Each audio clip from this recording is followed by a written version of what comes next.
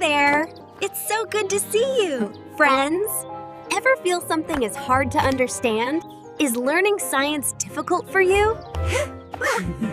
Don't worry, we'll make it easy for you. That's okay, learning becomes easier. We're going on an adventure today. Let's go! You know, every time you turn on the tap for a glass of water, you're actually at the end of an incredible journey. A journey that started thousands of years ago. Today we're going to follow that path, from a simple cloth bag in ancient Greece, all the way to the massive plants that supply our cities. So, let's dive in. It's a question we don't think about much, right? But making sure that water is actually clean is a constant, invisible fight. It's a battle against everything from tiny bacteria to chemicals you can't even see. And let's be real about what's at stake here. We're not just talking about dirty water. Contaminated water can be seriously dangerous, carrying diseases like cholera and jaundice that have been a threat for centuries. This is exactly why purifying water isn't some kind of modern luxury. It's one of the most important parts of public health. All right, so here's our roadmap. We'll start way back in ancient Greece with one of the very first water filters. Then we'll jump right into your kitchen. After that, we'll get into the serious science of ultra-pure water, scale things up to see how a whole city gets clean water, and finally, we'll look at the next big challenge, preservation. Okay, so let's kick things off. We're rewinding the clock about 2,500 years. Our story starts with a doctor whose name you have definitely heard of. This is really the origin story of our quest for clean water. And here it is, the Hippocratic sleeve. I mean, it's essentially a cloth bag, right? You pour water through it and it catches all the gunk and sediment. It seems so simple to us now, but for its time, this was a total game changer. It's the first known device made specifically to filter water, invented by none other than Hippocrates, the father of medicine. And this is the really key part. Hippocrates wasn't just trying to make the water look clear.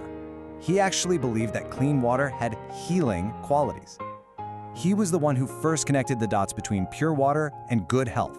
An idea that's, well, absolutely central to all of modern medicine. All right, let's hit the fast forward button by a couple of thousand years and land right in your kitchen.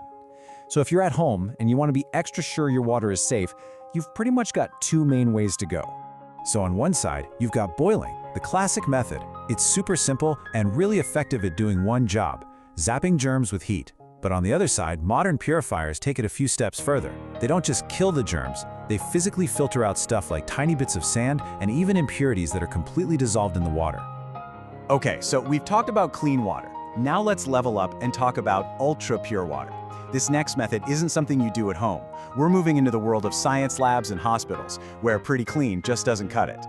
The technique is called distillation, and the idea behind it is actually pretty brilliant. You boil the water, right? It turns into steam, but all the other stuff, the minerals, the impurities, gets left behind. Then you just capture that pure steam and cool it back down into liquid water. It's kind of like hitting the factory reset button on H2O. And this is what the setup looks like in a lab. I know, it might look like a mad scientist's kit, but it's all designed to do that one thing we just talked about.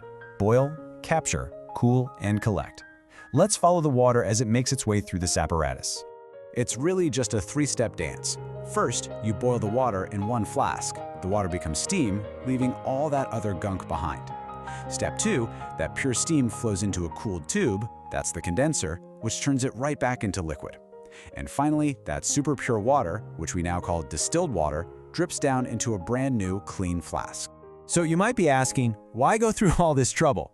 Well, think about it. For things like medical injections, medicines, or even what goes inside a car battery, you need water that is literally just H2O. No minerals, no additives, absolutely nothing else. For that kind of thing, regular tap water just won't do. Okay, and this is super important, so listen up. You do not drink distilled water. Yeah, it's incredibly pure, but it's so pure that it's actually missing all the beneficial minerals our bodies need from water. So just remember, this stuff is for labs and machines, not for you. All right, so we've seen how to clean water on a small scale. But how in the world do you provide safe drinking water for an entire city? Well, that requires a massive industrial scale operation. You see, before that water from a river or a lake ever thinks about reaching your pipes, it has to make a crucial stop at a water treatment plant. This is one of those giant, invisible systems that makes modern city life even possible. It takes in raw, natural water and puts it through an intense cleaning process. Believe it or not, this massive process can be boiled down to three main stages. First up is sedimentation. Basically, they let the water sit in these huge tanks, and gravity does the work. All the heavy stuff like sand and dirt sinks to the bottom.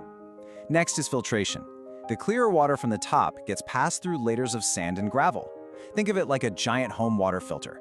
And the final step, chlorination.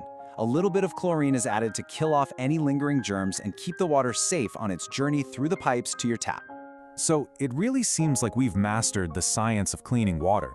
But in a world where populations are growing, the next great challenge isn't just about purity anymore.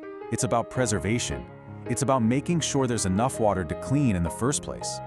And that brings us to this man, Rajendra Singh. They call him the Waterman of India. What's so amazing is that he wasn't some high-tech engineer. He tackled massive water shortages with a simple yet brilliant solution that was actually based on ancient wisdom. So what did he do? It was genius in its simplicity.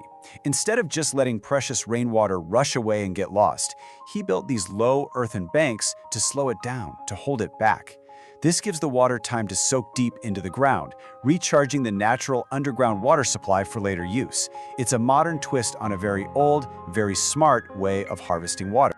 And that's really where all of this leaves us. We've come an incredible way, from a simple cloth sleeve in ancient Greece all the way to a city's chlorination tank. We've become experts at making water safe to drink. But looking forward, the most important question might just be this one. Now that we know how to purify it, how are we going to master preserving it?